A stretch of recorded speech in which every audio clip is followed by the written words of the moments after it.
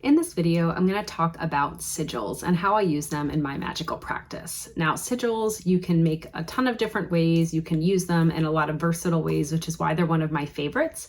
I'm going to walk you through how I typically make them and some examples of how I use them in my mundane magic and in my workings. But before we get into it, I just want to say welcome to my channel. If you're new here, my name is Nicole. I'm the founder here at Witch Be Well LLC. And on this channel, you'll find all sorts of things related to reclaiming your energy and magic, from behavioral science, nervous system regulation, herbalism, and holistic wellness to witchy practices and more spiritual earth-based content. So I hope that you can find something that you enjoy here to support you on your wellness journey.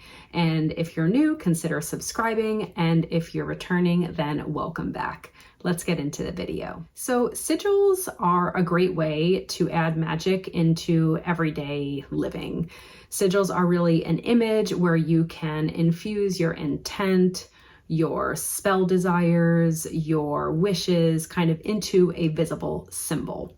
Now, as I said, there are a lot of ways to make these. I will show you the way I like to make them. I tend to use a more intuitive and kind of just flow-based practice, but some people do make sigils with predetermined symbols and charts, and maybe they're using astrological signs or numerology. So you can definitely look up other ways to do it. I'm going to show you a simple way to make your own sigils.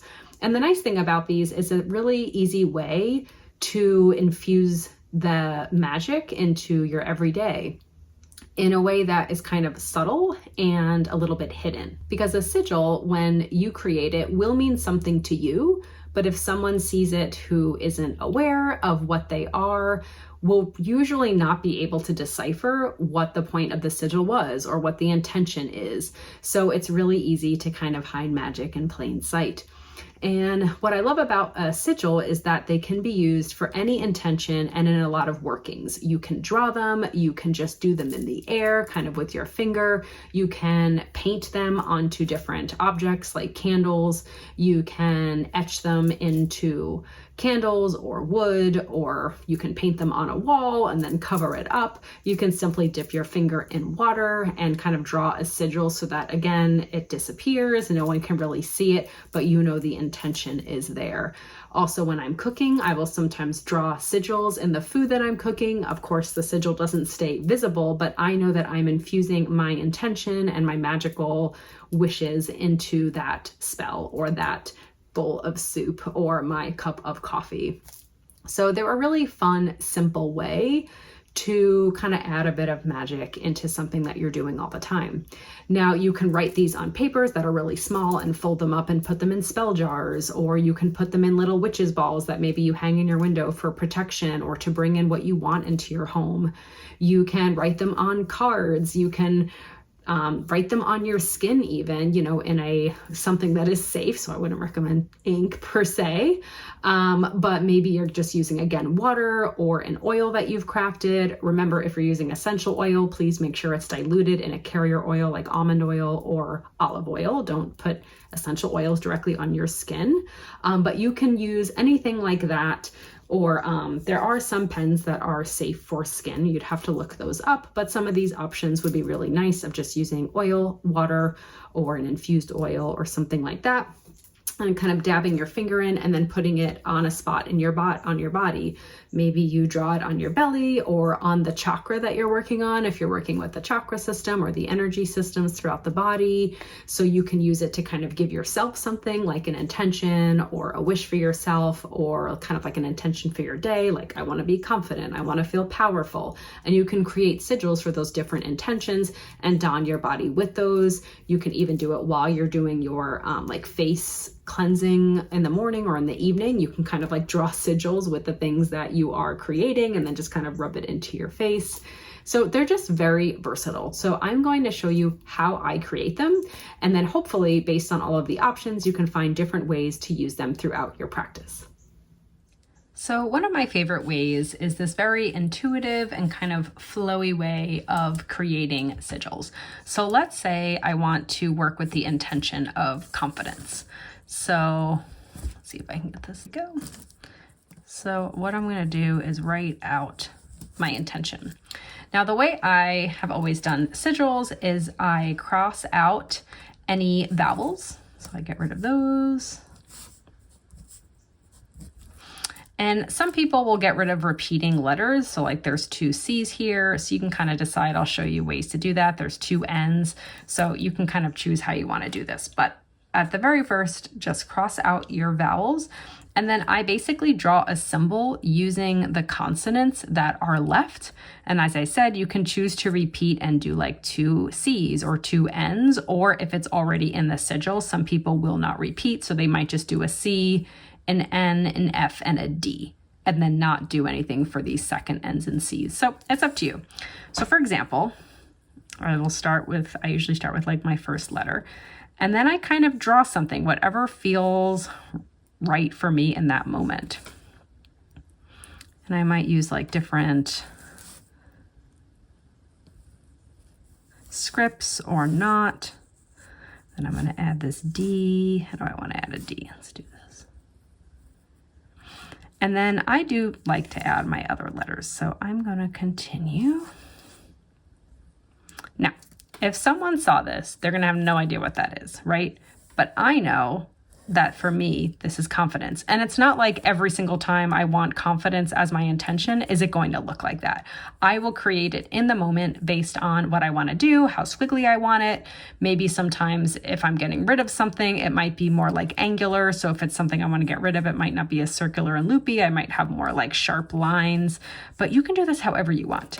But what I would do is I would draw this then on anything that I was hoping to have the confidence. So I might like etch this into a candle. I might write it on a paper and like roll it up and put it in my purse. I might put it on a little piece of paper and put it inside a spell jar. But basically, no one will know what this means, which is nice, but you will. And I typically will infuse this. So as I draw it, I'm usually kind of thinking about confidence. I'm visualizing what it might look like in my day, or, you know, why I'm kind of using that intention. And then I usually do infuse it by kind of like putting my hand over it, or if it's drawn on something, just putting my hand over it and really picturing my own energy going into the sigil, visualizing how the intention will feel or look in my body, just like anything about what I really want that symbol to stand for, and infusing it and closing my eyes. And once I feel like it is charged up, it is ready to use. So another example, let's say it's like multiple words, like you can even do a sentence like, I want to feel powerful. So that is my intention, or what I want my sigil to represent. So I do the same thing. I cross out my vowels.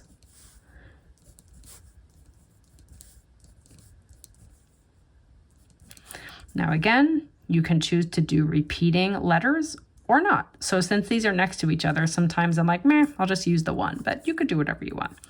So I like to start with my first one, and I'm going to draw. I might do these differently this time. And I sometimes will use parts of letters for something else. So for my T, I'm going to kind of do this. And then I already have my T in there, so I'm going to skip it. F is for feel, or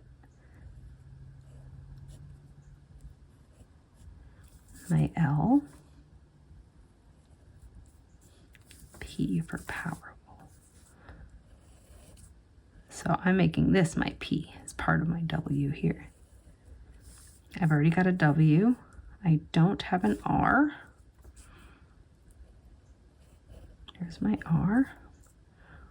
I already have an F, and I already have an L.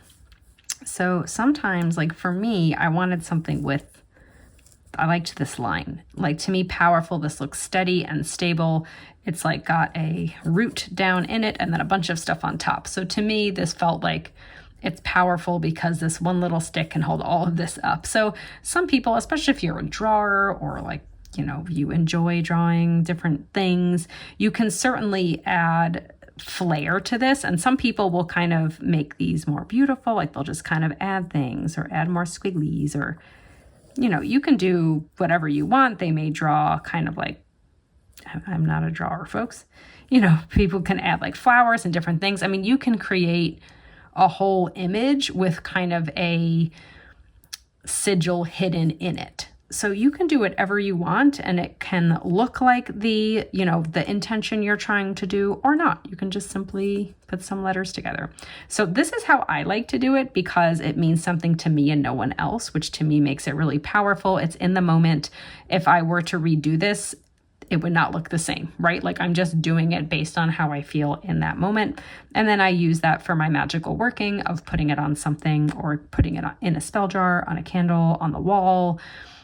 Or like I said, when I'm cooking, I will have the pot of whatever I'm making, and I'm basically just using my spoon to like draw the sigil in real time. So I don't like always write it out and then copy it. Like if I'm doing it in my cup of coffee or I'm doing it in my soup or my stir fry, whatever it is, I'm actually drawing the sigil just in there as I go. I don't kind of write it out first, but you can if that makes you feel more comfortable.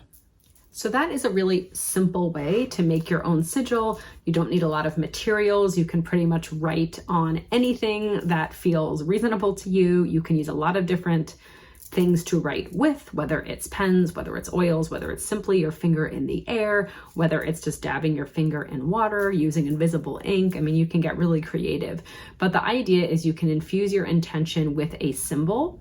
And the idea of using symbols kind of goes back to why we like using tarot, because symbols can kind of reach the subconscious, right? These images, when you look at it, it's not your rational brain looking at that because it doesn't read confidence when it sees that sigil, but there's something about the subconscious that when it sees that, I know to me that it means confidence.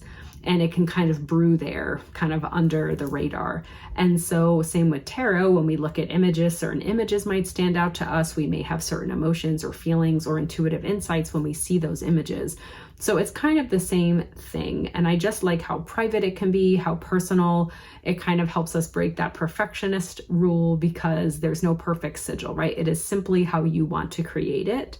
And like I said, there are other ways to create them with more spelled out symbols or charts that people use and numerology. So feel free to look those up, but this happens to be the easy way that I like to do it. And I find them really powerful and fun.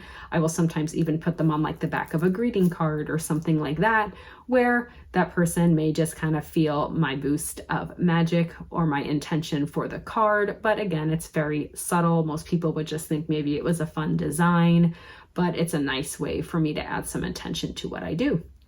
So if you'd like to share in the comments if you've ever used sigils, how you like to create them, and how you like to use them in your practice, I would love to hear.